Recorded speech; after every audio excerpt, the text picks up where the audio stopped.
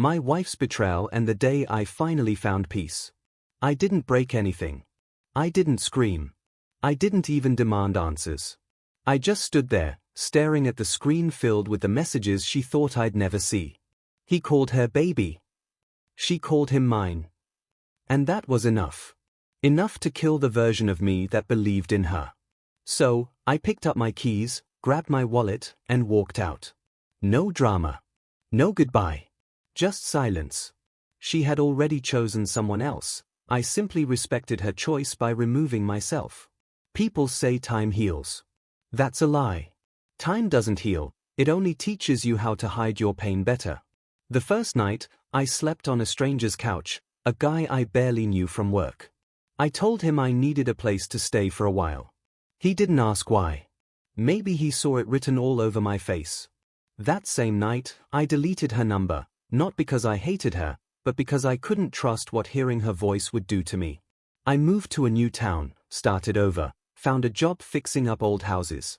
There was something about tearing down broken walls and rebuilding them that made sense. It felt familiar. Therapeutic. The nights were the hardest. Not because I missed her voice, but because I missed who I thought she was. There's a difference between missing someone and missing the version of them you believed in. I never told anyone. Not my parents, not even my closest friend. I carried the truth alone because it felt too heavy to share. I didn't hate her, but I hated what she did to the part of me that still believed in loyalty and forever. And just when I stopped looking back, she found me. It was a Saturday. I had just gotten off work, sweaty, tired, covered in sawdust and paint. I was unlocking my door when I heard a car pull up behind me. I didn't think much of it, until I heard that voice. Daniel. I froze, turned around, and there she was, the woman who shattered me, standing in front of me with tears in her eyes and shaking hands.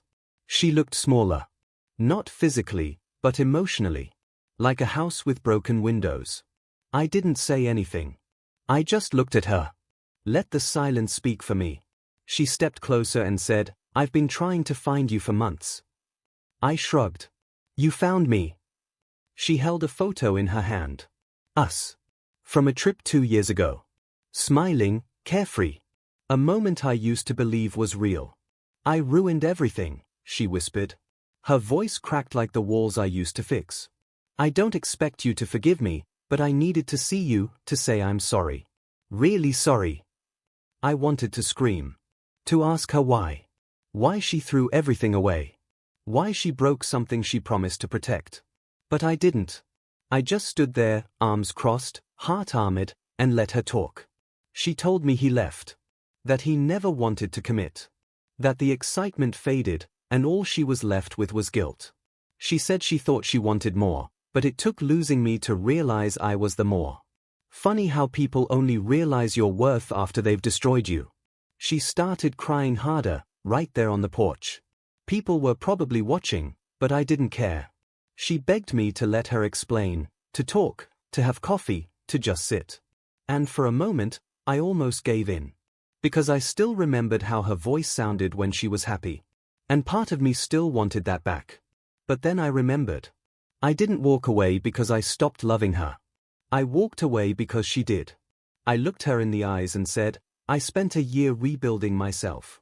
And you expect to walk back in like nothing broke?" She shook her head. "No. I know something broke in me." That hit me.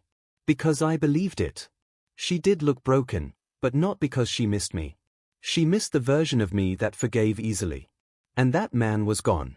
I told her I wished her peace and healing, and that I hoped one day she'd learn to love someone without hurting them first. She cried harder. But I didn't comfort her. That wasn't my job anymore. She left quietly, just like I had, a year ago.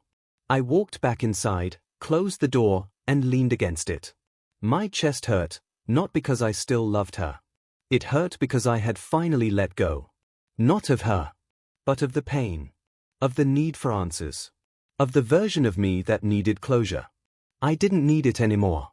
I already had what I was looking for. Peace.